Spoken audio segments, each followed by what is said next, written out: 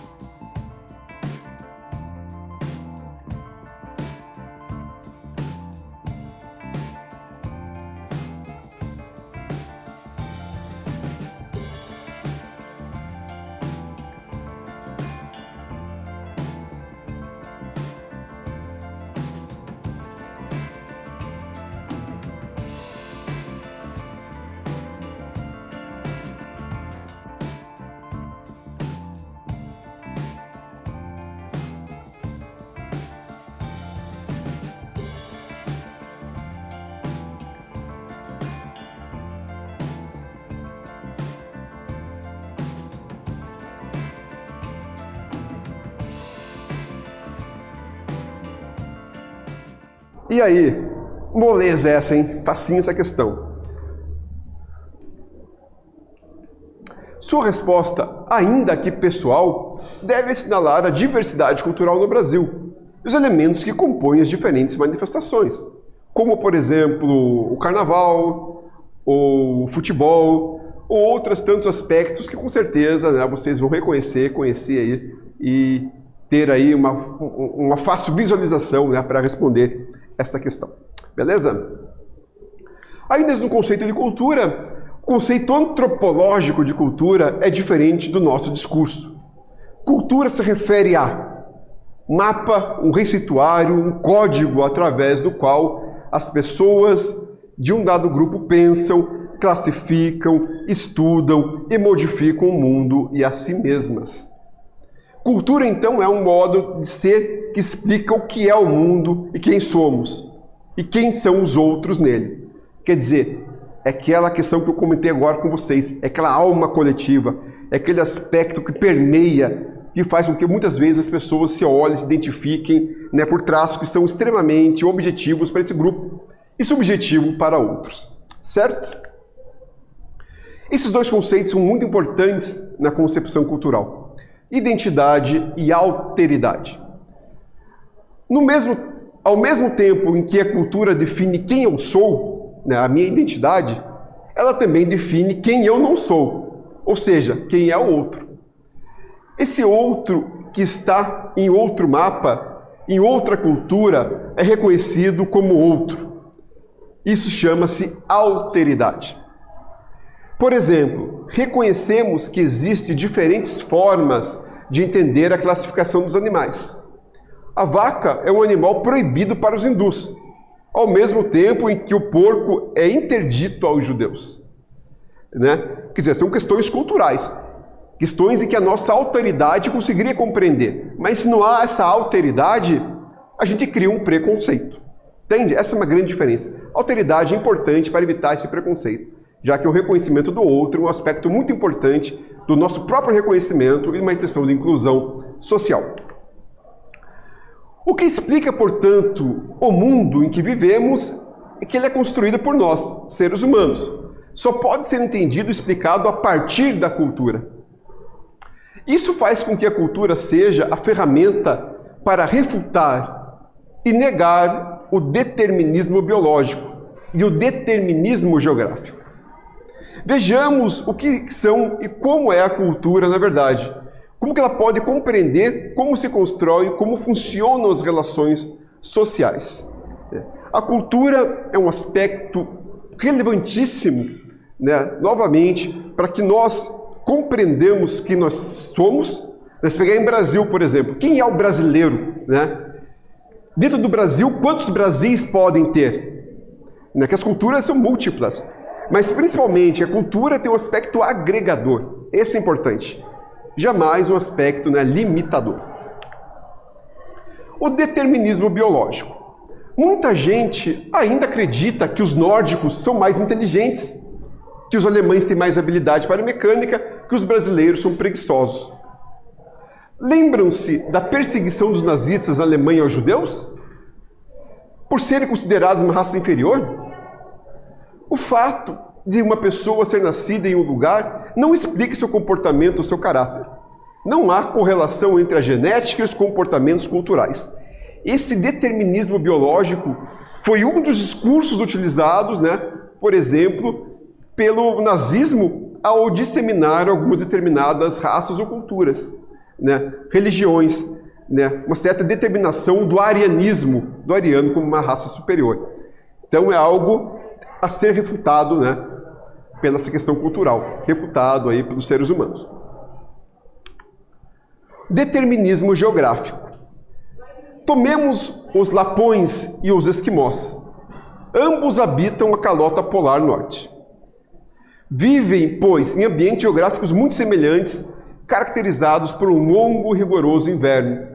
Os esquimós constroem suas casas, o chamado iglu, cortando blocos de neve e amontoando-os no formato de colmeia.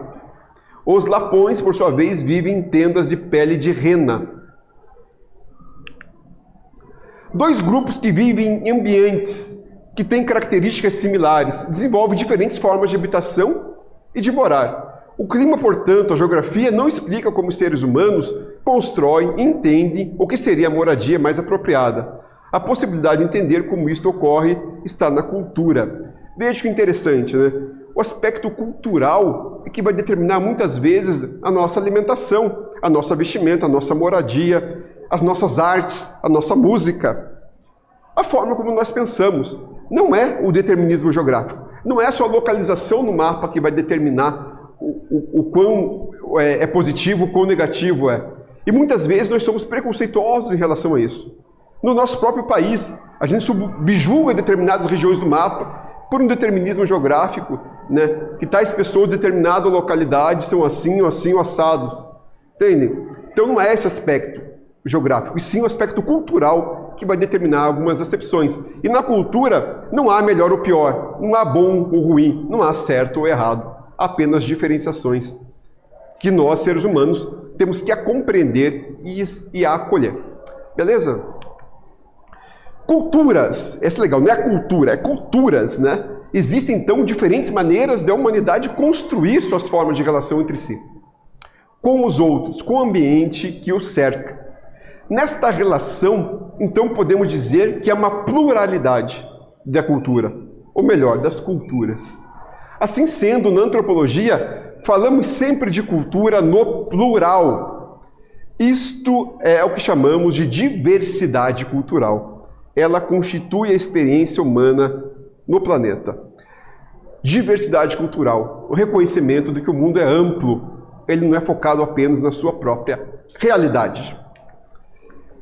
Aí temos um conceito antropológico muito complexo, que é o conceito de etnocentrismo, que é o preconceito que você tem em relação ao outro porque você parte da sua cultura como uma cultura superior, como uma cultura certa. E tudo aquilo que não é seu está errado. Você julga o outro a partir da sua própria realidade. Isso é etnocentrismo. É a tua etnia, a tua verdade, a tua cultura como centro e as demais subjugadas por serem diferentes da realidade a qual você vivencia. Uma das formas de compreender a diversidade cultural é colocar as culturas em ordem de importância, na qual uma estaria certa e as outras não. Ou ainda, na visão incorreta de que alguma cultura seria superior às outras. Isso é o etnocentrismo, pessoal. Então, o importante não é você deixar de ter a sua cultura, mas você compreender que existem outras culturas, porque outras culturas têm outras formas de ver, de se relacionar com outras instituições sociais, com outras realidades sociais. E não há certo ou errado, há apenas a diferença. Então, a maneira melhor que se tem, né, de você compreender o outro é você acolher essa diferença. É você acolher esse outro. O acolhimento, né, faz com que, né, diminua-se esse preconceito, diminua-se essas fobias, esses medos, né, essas violências simbólicas ou físicas que se há em diferenças culturais também. Vamos a mais uma atividade aí, pessoal? A língua de que usam toda pela costa é uma, carece 3 letras. Convém saber. Não se acha nela F, nem I, nem R, coisa digna de espanto. Porque assim não tem fé, nem lei, nem rei. E desta maneira vivem desordenadamente, sem terem, além disto, conta, nem peso, nem medido. Trecho escrito pelo viajante Perot de Magalhães Gândalo sobre os ameríndios em 1576. O trecho acima revela uma atitude etnocêntrica ou relativista? Veja que interessante essa pergunta. Ela é preconceituosa ou ela relativiza as culturas e ela acolhe? Tempinho para vocês.